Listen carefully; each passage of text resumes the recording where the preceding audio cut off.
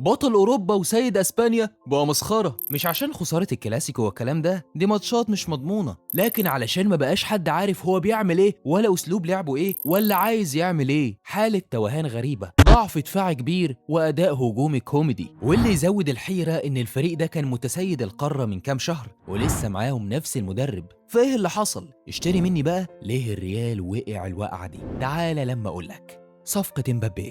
أوقات في صفقات كده بتبقى ناقمة على الفريق حتى لو كانت ظاهريا سوبر وممتازة، ودي حصلت كذا مرة سواء في الريال أو غيره. والحقيقة صفقة امبابي اللي كانت بتحلم بيها الجماهير كانت أكبر نقمة على الفريق، لأنه من ساعة ما امبابي وصل وطريقة لعب الفريق بقت ألغاز سواء في الهجوم أو حتى في الدفاع والضغط، بالظبط زي أوراق الدومينو. معاه وقعت كل حاجة واحدة ورا التانية، وظهر الفريق عاجز رغم إنه على الورق معاه خط هجوم يرعب أي حد. بس في البلاي ستيشن الصفقة دي ما تمش دراستها ب2 جنيه، وجت لأنه كان لاعب عملاق موجود في السوق بشكل مجاني وكان لازم يجي ريال مدريد. لكن هل الريال كان محتاجه؟ هل لو كانوا جابوا مكانه مهاجم 9 عملاق ولاعب ارتكاز كبير وقلب دفاع ما كانش هيبقى أفضل؟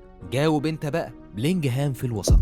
بلينجهام فين؟ لا بجد، فين الولا بتاع الموسم اللي فات اللي كان بيحسم الماتشات ويسجل في كل مباراة وبيقدم لمسات فنية كبيرة؟ كل ده راح فين؟ الحقيقة انه موجود، لكن صفقة امبابي غيرت كل حاجة. لما لعب هو مهاجم، بلينجهام رجع لاعب وسط مقيد بأدوار لاعب الوسط، في حين الموسم اللي فات كان مهاجم وهمي بيطلع كراس حربة وتركيز الهجمات كلها بيكون عليه، فكان بيقدر يستغل قدراته الجسدية والفنية ويسجل. عايز الحق، دور الموسم اللي فات كان أفضل حاجة بيعملها بلينجهام، وتظهر أهمية الصفقة وأهميته هو. لكن كلاعب وسط في ناس كتير قوي أعلى منه فنيا وقادرة تقدم قد اللي بيقدمه 10 مرات. وقت ما كان الريال سيء في بدايات الموسم اللي فات، بلينجهام كان قادر يشيل ويعدي بيهم ماتشات كتير لحد ما الفريق توازن. لكن دلوقتي الريال سيء وبلينجهام أسوأ.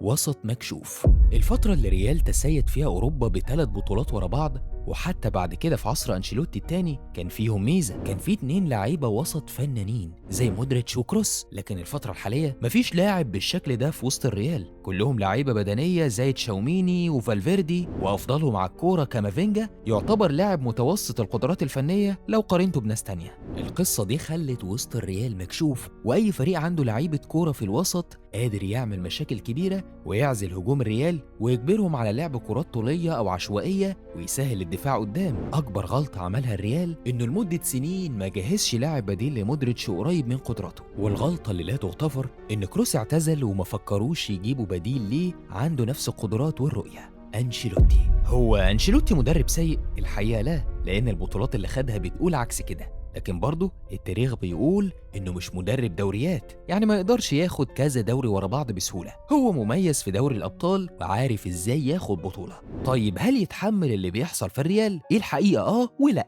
يعني لو سألت أنشيلوتي كمدرب هيقولك مدافع ومهاجم ولاعب بديل لكروس أفضل بكتير من ضم مبابي. بس مين اللي جاب مبابي؟ طيب يعني هو ما يتحملش اللي حصل، لكنه يتحمل حاجة تانية، إنه ساكت على اللي بيحصل. يعني حاليا هو مطلوب منه يلاعب كل نجوم الريال في تشكيل واحد، مع ان ده عمره ما هينجح ولا هيقدم حاجة ناجحة. والحل الافضل حاليا هو 4-1-2-1-2 اللي لعب بيها الموسم اللي فات بلينجهام ورا مبابي وفينيسيوس، وده هيظهر افضل ما في الثلاثة، او على الاقل هيرفع مستواهم شوية ويخلي الفريق يحصد نتائج كويسة.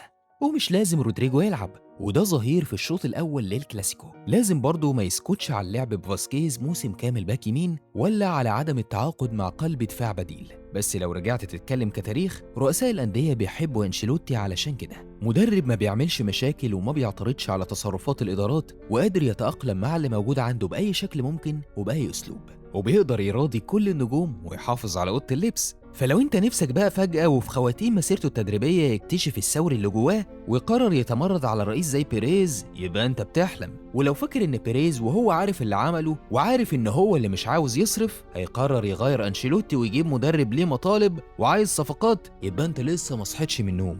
أنشيلوتي صنع نجاح الريال المواسم اللي فاتت بإدارة حكيمة للفريق، لكنه حاليا يستحق الهجوم عليه بدون شك، لكن مش هو لوحده اللي يستحق الهجوم. في النهاية هل تتوقع استمرار سقوط الريال ولا هتحصل انتفاضة فنية قريب؟